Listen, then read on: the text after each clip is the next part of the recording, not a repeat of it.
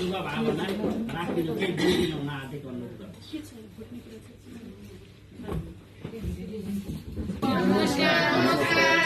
हाम्रो चाहिँ यो नवजीवन परोपकार आश्रम चलाइराख्नु भएको संस्थापक को हुनुहुन्छ मेरो नाम चाहिँ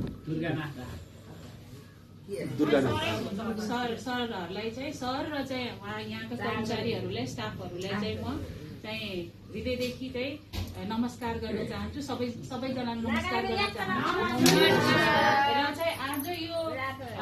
हजुरहरूलाई चाहिँ हामीले चाहिँ खाना खुलाउने क्रममा यसको चाहिँ प्रस्ताव ल्याउनु भएको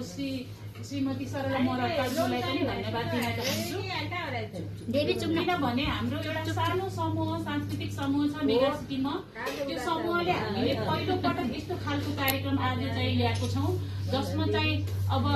एकदमै सन्तुष्टि महसुस भएको र यस्तो खालको आश्रमहरू पहिला अहिलेसम्म नदेखेको र आज पहिलो पटक चाहिँ यस्तो खालको आश्रममा प्रवेश गरेर साँच्चै नै एउटा चाहिँ के अरे पुण्य कामको जुन आज चाहिँ थालनी मेगा सिटी सांस्कृतिक समूहले गरेको छ त्यसको लागि म सम्पूर्ण कार्य समितिलाई पनि धन्यवाद दिन चाहन्छु र आफ्नो घरबाट बिछोड भएर यहाँ बस्नु भएको छ उहाँले के कस्तो तपाईहरूलाई वातावरण दिनुभएको छ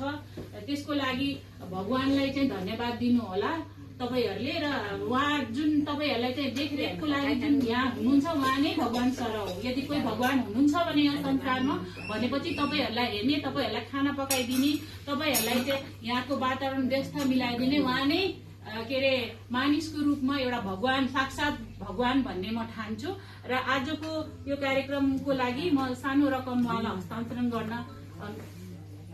अनुमति माग्दछु